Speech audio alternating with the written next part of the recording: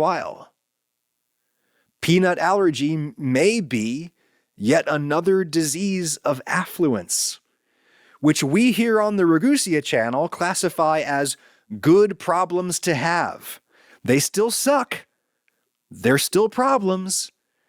But it's better to have these problems than it is to lack the money that leads to these problems. Why don't the poor kids of this world get peanut allergy as much as the rich kids? Nobody knows. I've read through a bunch of the literature examining this phenomenon. Whatever the cause, it's probably multifactorial. It's not just one thing. Kids in poor countries may be less likely to be diagnosed because they get worse health care. That's probably a factor. There might even be a little survivorship bias. Poor kids with food allergies are more likely to die before they even get a chance to be studied. That's an extremely sad way to put it. Appropriately sad. There's the thing about the dry heat peanut preparations being more popular in the West, whereas peanuts are often boiled in Africa, for example. Dry heat makes the allergen more potent. There's got to be big environmental factors at play. One study found that ethnic Asian kids born in the West are 5 times more likely to develop a nut allergy than their counterparts back in Asia, whereas white kids born in Asia had a much lower risk than their counterparts back in the West. And when I say the West, I'm talking about Europe, the US, Canada, Australia, geographically far-flung places. So it's probably not so much about the place, but rather the lifestyle. Actually, I take that back. There is some research looking at the place. In particular, the distance from the equator, how much sunshine you get, and therefore how much vitamin D you synthesize. That could be a factor. Per capita EpiPen prescriptions are 4 times more prevalent in the northern US than in the southern US. Could it be the sunshine? Kids born in the winter, when the days are shorter, have more T cells in their cord blood compared to kids born in the summer when it's sunny. That could be relevant. And the reason you still see differences between ethnic groups, even in the same place, the same latitude, same sunshine, that could be the result of genetic differences arising from their ancestors having gotten more or less sunshine. But the lifestyle has also got to be relevant. It is relevant. We know that diet plays a role. We've been talking about that this whole time. Parents in rich countries have the privilege to fuss over their babies' diets a little more, to feed only breast milk or formula for longer before introducing other foods. It's possible that may be a net benefit for health, but higher risk of food allergy comes along with it. We don't know.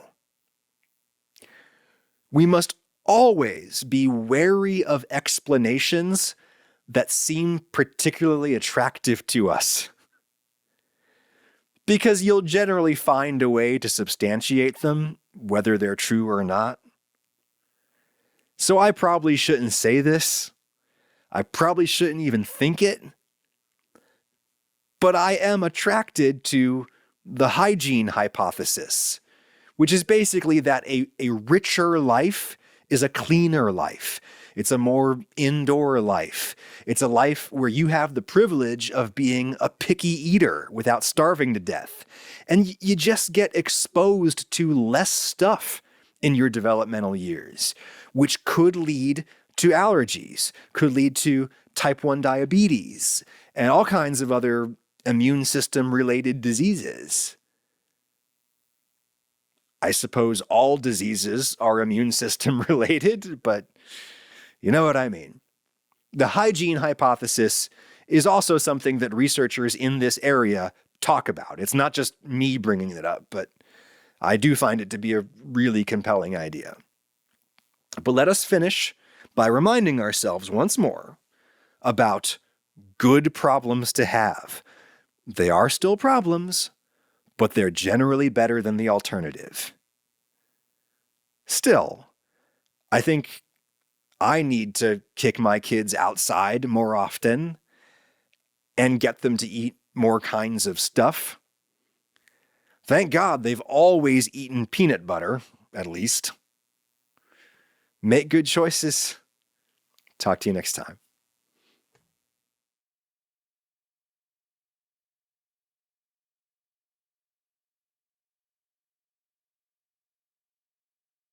So when I was in Detroit last, I had some Polish pickle soup, which was new to me, and obviously I loved it. Yes, it has lots of pickles and pickle brine inside it. It's not just the garnish on top. The tartness is balanced by the richness, and I can't imagine a better cold weather dish. Certainly you could make it with store-bought meat stock, veggie stock, but I have an old raw chicken carcass in the freezer, so in it goes. No need to pre-thaw it. More of the recipes in Polish call for pork bones instead, like a few spare ribs maybe. You could do that. You could just buy some chicken wings. They make amazing stock. Get that more or less submerged in plain water, and if you have an old onion or carrot or something, you could throw that in there, but I wouldn't waste good veggies on this. Get that coming to a boil and cover. I'd cook that for basically as much time as I have, but I'd say an hour at the least. After it's softened a bit, I might break it into pieces just to open up some more surface area. No salt or anything at this stage. We have the salty pickles still coming. Disassemble your vegetables however you want, but lots of recipes call for grated vegetables, and I like that idea. Easy and quick cooking. I happen to have a leftover parsnip, which is like an herbaceous potato.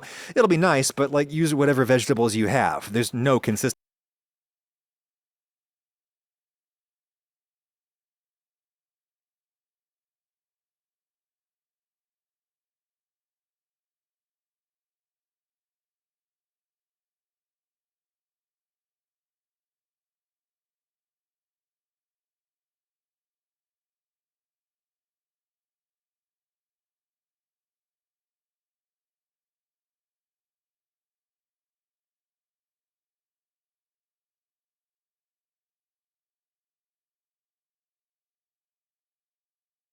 Anh ơi. Sao vậy em? Dạ em mới phát hiện bị mất đồ. Mất đồ hả? Em mất cái gì? Dạ mấy cái đồ nội y của em mang theo sơ cua mà không hiểu sao bây giờ ra là mất tiêu luôn. Em tìm kỹ chưa? Coi chừng bên phục trang cầm lộn không? Dạ chắc không đâu anh. Tại vì đồ nội y là đồ cá nhân. Đồ cá nhân thì em để riêng, chứ đâu phải là đồ của nhãn hàng đâu mà cầm nhầm ta. Vậy ngoài đồ nội y ra thì em còn bị mất cái gì nữa không? Dạ không, mọi thứ của yên nguyên hết. Cũng chỉ là mấy bộ đồ nội y thôi đúng không? Không sao đâu, anh sẽ mua để đền lại cho em. Dạ, nhưng mà mấy bộ đồ đó em mua cũng đắt tiền á anh. Em không có sợ là mất, nhưng mà em chỉ lo là người ta cầm những cái đồ của em á rồi đi làm ý đồ xấu thôi.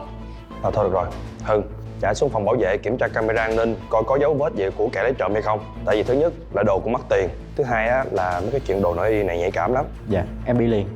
Nhưng mà em nghĩ là chắc nhân viên lấy nhầm thôi, chứ ba cái đồ nội y đó ai đi ăn cắp làm gì. Thì cầm nhầm thì thử coi ai cầm nhầm. Dạ. Em yên tâm, anh sẽ điều tra thử coi có ai cầm nhầm không, hay là có kẻ nào lấy. Anh sẽ cố gắng tìm lại được cho em. Còn nếu như mà mất á, thì anh sẽ đền lại toàn bộ ha. Em cảm ơn anh. Nhưng mà chắc là ai đó lấy nhầm thôi. Để chờ điều tra thử xem sao. Vậy thôi em cứ đi thay đồ đi rồi mình làm việc tiếp. Dạ.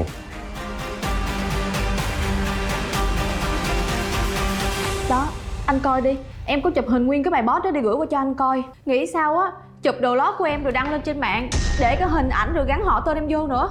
Riết rồi em đi ra đường, người ta nhìn mặt em cứ chỉ trỏ nói này nói kia không à. Chuyện này á, anh thay mặt công ty xin lỗi em nhiều nha. Em nói thật với anh, em không muốn làm rùm beng ở công ty anh, nhưng mà em làm việc ở đây, rồi bây giờ lại dính líu vô chuyện này nữa. Em cũng là con gái mà. Bây giờ thật sự là em không có mặt mũi làm đi ra đường luôn á.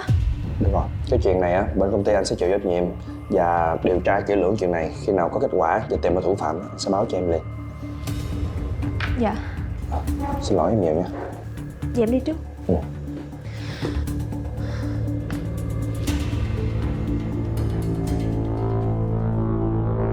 Dạ, sếp gọi em. Ủa? Mấy cái hình này là đồ nội y của Vân, sao mà tràn lan trên mạng hết vậy? Thằng biến thái nào úp lên vậy trời? Bây giờ có cách nào điều tra được cái thằng úp bài này không? Khó lắm sếp. Thường là cái tụi này nó dùng nick lon không mà. Muốn tra cũng tra không được nữa. Vậy thì cậu liên hệ với bên truyền thông làm sao gỡ hết tất cả các bài này xuống. Chuyện này xảy ra ở ngay công ty mình phải bảo vệ quyền lợi cho mấy dân. Dạ, em làm liền. Khoan đã, hôm bữa cái chuyện mà nhân viên trong công ty mình bị mất đồ lót, cậu đã điều tra chưa?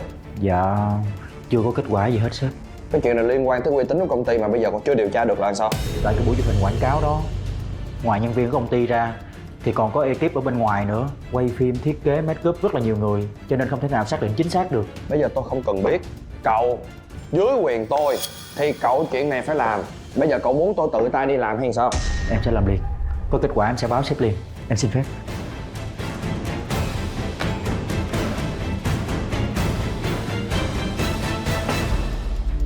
Vì đây là phòng thay đồ cho nên là không có gắn camera anh. Vậy chứ xung quanh có gắn không? Em có kiểm tra các camera ở khu vực gần đây, không thấy ai khả nghi hết, cũng chả thấy ai đem quần áo đi ra ngoài hết trơn. Cũng có thể là kẻ gian giấu đồ của dân vào trong túi, giấu dầu vỏ gì đó đem ra ngoài mình không để ý. Em có coi rồi, cũng không thấy ai cầm túi hay bịch gì ra hết trơn á. Nhưng mà thiệt ra là bữa đó cũng đông lắm, thiệt có cầm nhỏ xíu cũng không thấy được nữa anh. Không, người lấy đồ của dân chắc chắn là người ở trong công ty. Sao anh biết? Từ ở góc này ra tới ngoài kia có một cái camera. Nếu như mà người ở ngoài không phải là người ở trong công ty thì chắc chắn là sẽ không biết được vị trí của camera mà né. Ủa, vậy nói vậy là anh biết ai là người lấy rồi hả? Anh đoán thôi, đi tìm hiểu thử. Chào mừng các em về team của anh. Trời ơi.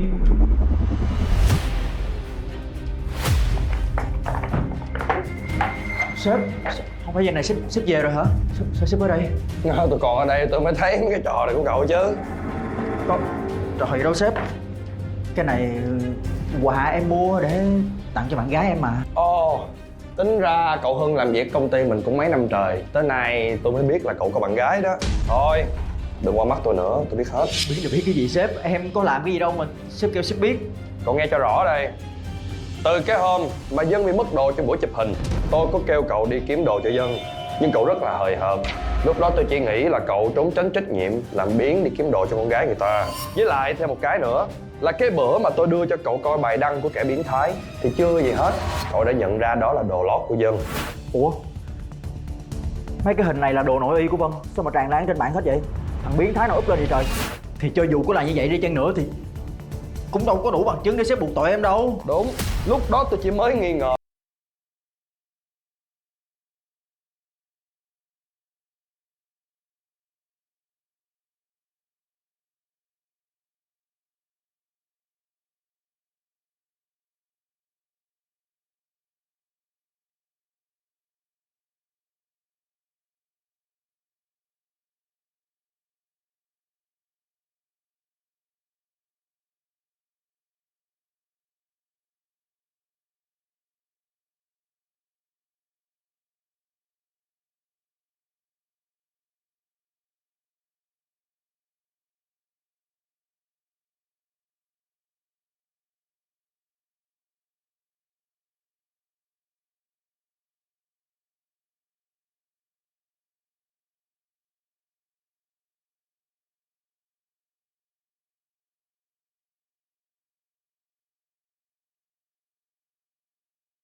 Cậu thôi. Nhưng mà trong quá trình tôi điều tra thì tôi phát hiện ra ở hành lang của công ty có một chiếc camera. Người ngoài không thể biết được vị trí của chiếc camera này. Chỉ có người ở trong công ty mới biết được vị trí của nó để mà tránh né. Người này phải có chức vụ rất cao cho nên mới được lãng giảng và đi tới đi lui ở trong phòng thay đồ nữ. Những nhân viên nam khác không ai được bén mảng tới khu vực đó. Đúng chưa? Ngoài ra, tôi còn kiểm tra laptop cá nhân của anh và phát hiện anh lập ra rất nhiều tài khoản cá nhân trên các trang web 18 cộng. Những bộ đồ lót anh trộm được, anh chụp lên đăng lên trên đó để cho những tên biến thái như anh thưởng thức, đúng không? Với lại còn một điều nữa, tôi đã hỏi và điều tra các bạn nhân viên nữ ở trong công ty. Cái chuyện mất đồ lót ở trong công ty này không phải Dân là người gặp đầu tiên, mà đã xảy ra rất là thường xuyên rồi. Đặc biệt là những lúc các bạn nữ ngủ lại ở công ty, hoặc là những lúc các bạn ấy đem đồ cá nhân của mình theo để chuẩn bị cho cuộc công tác. Các bạn nhân viên nữ đã phản ánh với cậu, nhưng cậu không giải quyết, bởi vì chính cậu là thằng trộm. Dạ thì...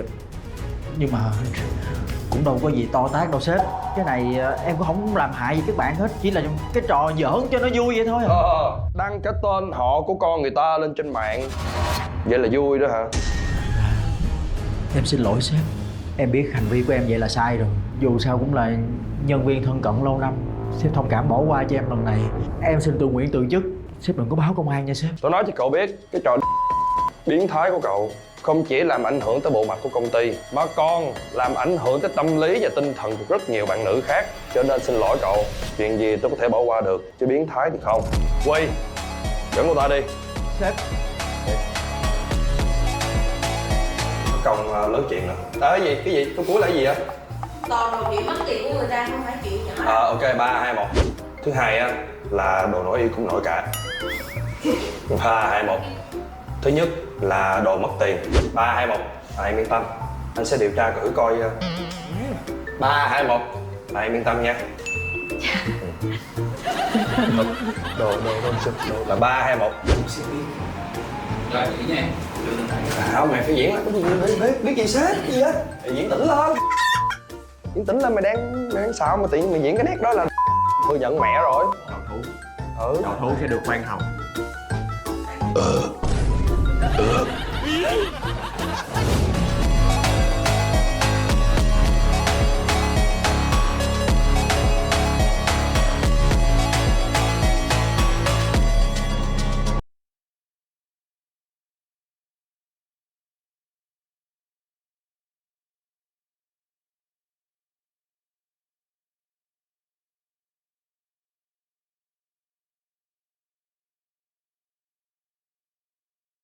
At police headquarters, 65-year-old retired Jay Roth arrives seeking assistance. His pressing concern is the disappearance of his 53-year-old friend, Linda Riley. The mystery began the day before Linda was reported missing. Alerted by the continuous ringing of Linda's phone, her neighbour decided to check on her. The neighbour found Linda's house unlocked, but Linda was not there. Upon arrival, the police noted unusual signs at the scene. Linda's phone and purse were left in the house, items she typically carried when leaving home. This detail suggested an abrupt departure or possible foul play. The Springfield Police Department, considering these factors, issued a missing endangered person alert and launched an investigation immediately. Jay Roth was with her 2 nights before she went missing. Detectives are aware of their recent contact and believe Roth could provide important information to help locate Linda. Jay Roth steps into the interrogation room of his own accord, having requested a voluntary interview. He is informed that he is not under arrest and retains the freedom to leave at any time during the interview. Last night at about 3:10, I left. She said maybe she's gonna get some cigarette, but she was tired of going to bed. Asked me if I take the garbage and I threw that in the van and took that and dumped it. And then when I got back to the house, I texted her, made it home okay, because obviously she's worried about me. So I called this morning, she didn't answer. She does that all the time, though. Not answer. So, but I don't know. So I'm worried about her. I don't know. So I'm worried about the house. I texted her, made it home okay, because obviously she's worried about me. So I called this morning, she didn't answer. She does that all the time, though. Not answer. So, but I don't know. So I'm worried about her. Jay's demeanour during interviews with detectives stands out. He appears honest, genuinely concerned, and eager to assist. Roth's earnest expressions and cooperative attitude paint a picture of someone deeply invested in finding Linda quickly. This urgency is because the chances of locating a missing person safely decrease as time progresses.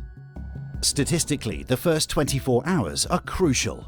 The likelihood of finding a missing person alive diminishes with each passing hour, raising concerns about their well-being. Roth's apparent eagerness to find Linda quickly could be interpreted as aligning with these facts.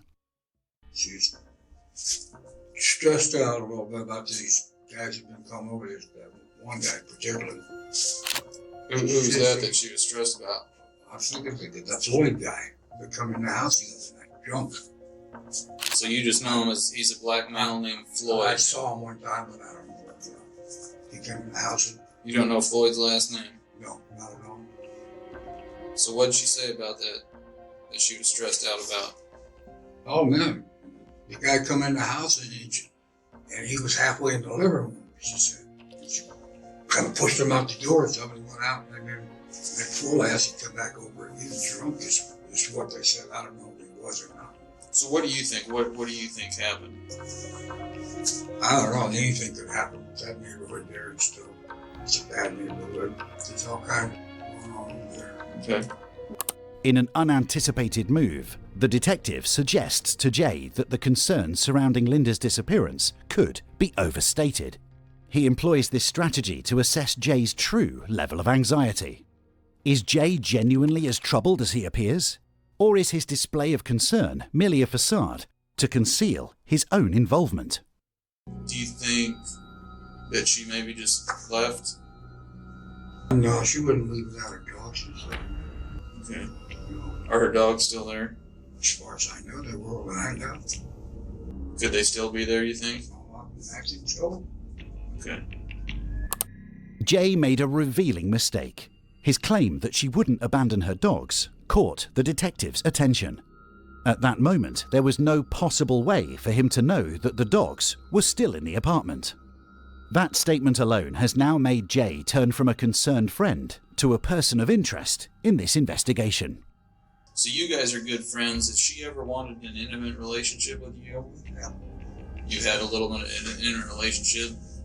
Maybe having sex on occasion? Is that what you're talking Yes. about? Okay. Have you guys ever had any physical violence? No hitting, pushing, shoving, nothing at all like that? So just some verbal arguments is all? Yeah. Did you have anything to do with her being gone? No.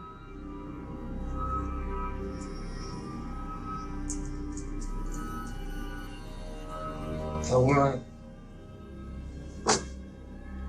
no. I can have you hang tight for me for just a second. Step out and I'll be right back, okay? All right, thank you, sir.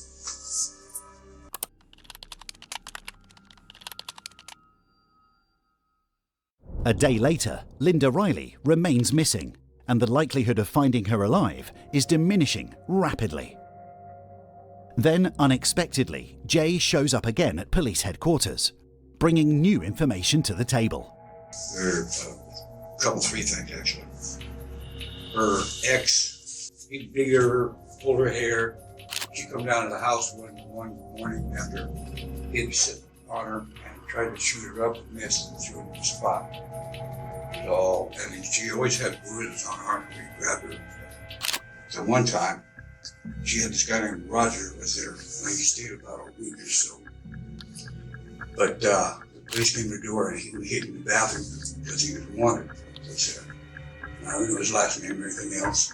I told her, you got too many weirdos coming over and stuff like that. I'm just putting things out there as possibilities I was thinking. At this stage, the detective is becoming increasingly skeptical of Jay's narrative. He's constructing a story with several possible suspects, which appears to be a strategic attempt to steer any suspicion away from himself. You ask if I've ever hit her or she hit me. I haven't. But there was one occasion when I was I took her over to see this guy she wanted to see. We dropped her off, but he wasn't home. They said, what are you doing? So I'm going to take you home. I don't want to go home. Well, I'm not going to let you out here. I want out. Like, don't jump out here. Let me take you home. And she reached over to grab the horn in my hand. I went up like this, and it went in her mouth. She thought I got her. It was accident completely. Linda lodged a formal complaint against Jay, alleging assault predicated on her refusal to consent to sexual intercourse. Upon becoming aware of the ongoing police investigation into these allegations, Jay proactively returned to the police station with the intention of clarifying his side of the story. There's been a few people that have mentioned she was afraid of you. Do you know why they would tell us that? Because of that accident, she thought I was doing something, but I wasn't. But then we talked afterward, it was okay. But she wasn't afraid of me for that. What do you say to some of these people that kind of have said that she's scared of you, that you've been violent with her? I haven't been violent with her, and I don't know where that comes from. You don't know why those people would say that? Because the biggest hang up today, because we've talked to so many people, and there's no trace of her or anything after you leave the house, a little after 3. how do we? I mean, where do we go from there? Hang on 1 second. I'll be right back. We'll get you out of here in just a minute. Okay. Following his second interview, Jay was again released to return home, as the authorities found no compelling evidence to justify his continued detainment. Although Jay may perceive his repeated release as a sign of the detectives' belief of his innocence, the truth is that their suspicion towards him is actually increasing. 3 days later, Jay Roth was called in again to the police station to undergo a polygraph test. For someone eager to help, like in the case of a missing friend, agreeing to a polygraph can demonstrate their concern and willingness to cooperate. Realizing this, Jay Roth has agreed to take the polygraph test. Jay, I'm the polygraph examiner here with the police department. They called me, said that you were interested in taking a polygraph exam in reference to their investigation with Linda. I'll walk you out. Hold on. If you look straight ahead for me, Jay, I'll get you dialed back in and we'll begin. Are you physically responsible for Linda Riley's disappearance from her residence on February 27th, 2012? Did you physically remove Linda Riley from her residence on February 27th, 2012? Did you physically cause the death of Linda Riley on February 27th, 2012? In the first 2 interviews, Jay came across as surprisingly relaxed. He sat back in his chair, showing a lively and friendly demeanor. However, as the investigation evolved and Jay was looked at as a prime suspect, the gravity of his situation appears to have dawned on him. Jay sits alone, waiting for the results of his polygraph test to arrive. He looks completely dejected and worn out. Moments later, the detective enters the interrogation room. The detective updates Jay on the investigation, explaining that search warrants have been issued for his van and home. Well, we got the results back, Jay, and it's kind of what we both knew. You failed it pretty bad. So let's just cut to the chase. Tell us what happened. Let's get this over with. It's been a long day for us all. Our crime scene technicians, they're out at your house. They've been serving a search warrant at your house pretty much all day. And there's some more stuff that's been located at your house that's, again, it's not looking good for you. Obviously, there's going to be some explaining to do. And I'm going to be curious about what kind of deal you're going to come up with now. We need to get this over with. Quit these games. We know something happened. How it happened, I don't know. And that's what I'd like is your reason. Did she come after you? You know, maybe something happened that wasn't good. Whatever it is we need to know, Jay. You need to tell us. And a mistake occurred. We all make them. Yeah. Okay? And that's all that it was, Jay. That's all that it was. It was a simple mistake. One that, let's just deal with. Okay? I know you did not go over there with the intent. It was a mistake. It was a freak occurrence. Okay? That's what it was.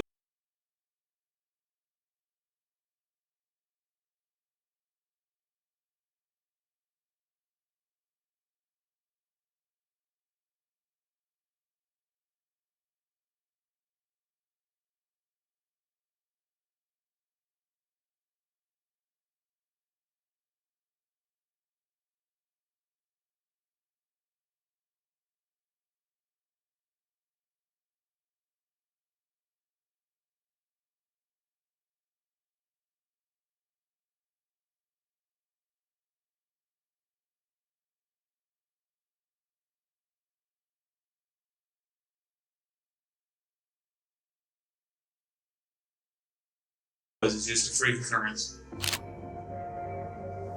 I know that's what it was.